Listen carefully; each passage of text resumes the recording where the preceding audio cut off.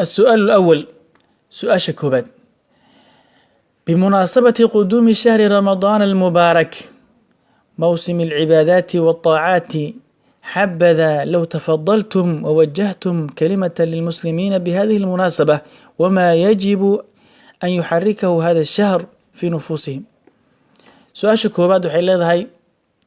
munaasabada bishan Ramadaan soo galitaankeeda ramadaankii la barakeeyey موسم العبادات والطاعات xilligii cibaadaadka iyo طاacadka ahaa xabada alla fiicnaan laheeda لو تفضلتم ما تكون تفضلي لهذين ووجهتم أجهين لهذين كلمة أسو جهين لهذين المسلمين كلمة تكون تفضلي لهذين أسو جهين لهذين المسلمين بهذه المناسبة مناسبة ويفعنا الله وما يجب واجبي أن يحركه هذا الشهر بشطا إنه دقاجسه في نفوسهم يكون أحد دقاجسه كلمة برارو جنة أدبئونا اكسنان لهذين سؤال الشيخ يا لويدي جوابتي واطن الكلمة التي أوجهها للمسلمين كلمة أن المسلمين توجهين وحوي هو أن هذا الشهر بشطني يشتمل وحيكون صنسا على 3 أصناف نوعية سدحة ومن العبادات كمدة وهي نوعية سنوحوي الزكاة والصيام والقيام زكاة يصونك استاجب أما الزكاة مية فإن غالب الناس ددك بدن كودا أو كثير منهم أما إن بدن أيها كمدة يؤدون ويقذنيا زكاتهم زكاة ويقذنيا في هذا الشهر بشطن أي زكاة بحيان والواجب واجب كوحوي على المرء قفك دشي واجب كوأة أن يؤدي إنو قتو الزكاة زكاة بأمانة سي أمانة كل هانتها إنو قتو وأن يشعر إنه الضريم بأنها عبادتها وفريضة إن واجبتها من فرائض الإسلام فرائض كإسلام كامدة يتقرب بها إلى ربه ويقول دواني ويؤدي وإنه قتا ركنا من أركان الإسلام العظيمة وإنه صدق درنسيه معنا وأن يشعر بأنها عبادة إنيتها فرض فرائض الإسلام كامدة إنيتها إلهي ويقول دواني إنه قداني ركني أركان الإسلام كامد أي وليست أين أهين مغرما مقلو أين أهين كما يصوره الشيطان سيد الشيطان كأسور ضيني الذي الشيطان كسوسفه الله كتل معه بقول هذا الكيسة الشيطان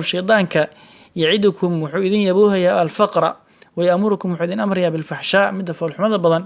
أي إذن أمريا بل إسكبدا هي أيضا والزكاة غنيمة وغنيمة لأن الله محايل الله يقول وحوليها يمثل الذين ينفقون أموالهم كوا حوله ذا بحينيا في سبيل الله جدك إلهي كوا بحينيا كمثال حبة أي كمثال باري حبة أي لمدين كي حبة دبهرتي وكلا هاروركا أما قال لي ذي وحلا متكا كأيو لمدهي أنبتت حبة صارتي 7 سنابل سبولة تضبأ في كل سنبلة سبول والبنا 100 حب أي كحرنتها من أي كتال بقول حبت والله إلهي يضاعفه والله بالله على من يشاء يعده الدونه والله الله واسعه وعليم علم بضن ويقول سبحانه وتعالى مرة إلهي وحليه ومثل الذين كوي تساله ينفقون بحني أموالهم حوله ابتغاء مرضات الله وبحني وتثبيتا سجود من أنفسهم نفيالك وذا حق وذا كأهاتي كمثل جنة سيد بير وكلوه بربوة ميل تاج أكتال أصابها أو أصيب وابل رب وين وفآتت سيسي أكلها مرهدي صاحبك هذه سيسي فآتت صاحبها أكلها صاحبك هذه مرهدي سيسي ضعفين يقول الله فإن لم يصيبها عدوسا أصيبين رابك وابلك فطل فيكفيها طل متحتيحة يا كافنا والله بما تعملون بصير الله واحد عمل فليسان الله أرك تدير أوله ويان الشيخ وحولي هاي سؤال مركي لو يدي كلمة جود وبراروجين إن المسلمين aad bisha munaasabadeeda aad u jiheysaan ayaa wanaagsan lahayd marka lagu yiri sheekhu wuxuu yiri kelimada aan muslimiinta u jiheynayo waxay tahay bisha tan waxay shamlinaysaa cibaadad saddex noocyo micnaha cibaadad saddex ay shamlinaysaa oo tahay soonkii zakadii qiyaamkii micnaha dadka intooda badan zakada bishaan ku beegaan si ajirkii ugu laba laabmo bishaan ku beegaan marka wuxuu leeyahay sheekha qofku waxaa loo baahan yahay zakadiisa inuu guto si ammaano leh inuu u guto uusan wixii uusan kala shaxaadin si ammaano leh waxaa kaloo looga baahan yahay inuu dareemo shayga kan inuu yahay farad dushiisa saaran cibaado uu gudanayo inay tahay inuu dareemo inay haniimo tahay ajir fara badan uu ka helayo uusan suuradaysan waxa kan kharaamaad laga doonayo inay tahay sida shaydaankaba acraabta ilaahay markuu ka hadlayo muxuu yidhi waman licraabi man yatakhidu maa yunfiqu maghraman wayatarabasu bikum addawaa'ir waa inuu dareemaa shayga kan haniimo inay tahay ilaahay ajirkii u labalaabayo sida aayaadka hadda lasoo tilmaamay ay sheegayaan uma calayhi kadib waxaa qofka korkiisa ah an yukhrija zakaata zakada inuu bixiyo can kulli qaliilin wa kathiirin mid yar iyo mid badanba inuu ka bixiyo kaa yar iyo kaa badanoo tajibu fiihi ay ku waajibayso azakaa wixii zaka ku waajibayn lagaama doonayo wa an yuxaasiba nafsahu nafsadiisa inuu xisaabiyo ayaa laga rabaa muxaasabatan daqiiqa xisaabin daqiiq ah yar yar aad si hoos inuu xisaabo falaa yadacu shay-an shay kama tegaayo oo mimaa tajibu fiihi zakaa oo ka mid ah waxay zakada ku waajibaysa ilaa u akhraja zakaatahu ilaa inuu bixiyo mooye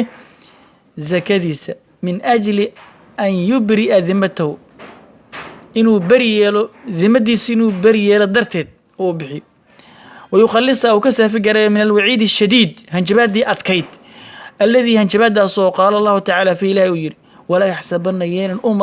u malayn aladiina yabkhaluuna kuwa bakhiilaya bimaa waxa aataahum allahu alla uu siiyo min fadlihi ka mid ah huwa khayr lahum inuu khayru yahay yasan u malayn bal iska badaaya huwa sharu lahum waa u shar sayudawiquuna waxaa qoorta loogu duubi doonaa maa waxay bakhilu bihi bakhiilan yowma alqiyaama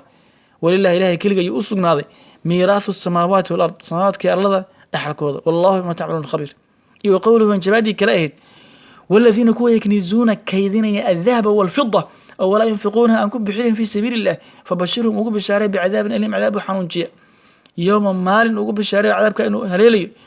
yuxmaa la kululaynayo calayhaa dusheeda shaygaa ay kaydsadeen fii naari jahannama lagu kullaynayo oo fatukwaa biha lagu kaawadaynayo jibaahuhum wejiyadooda wa junuubuhum dhinacyadooda wa duhuurihim dhabaradooda laguna dhihi doono haadaa maa kanastum lianfusikum kani waa kaad nafsadiina u kaydsateen ee faduuquu dhadhamiya maa waxaad kuntum ahaydeen taknizuuna kuwa kaydsada qaala nabigu wuxuu yidhi sal allahu alayhi salaatu wasalaam في تفسير الآية الأولى آية دور تفسير كذا حكيري من آتاه الله روح إلهي سيوم مالا هانتي وفلم يؤدي أن قذن زكاته وزكاديس مثل له حلا صورة دينا يوم القيامة مالك قيامها شجاعا مس أقرع وحوي بلا تماء له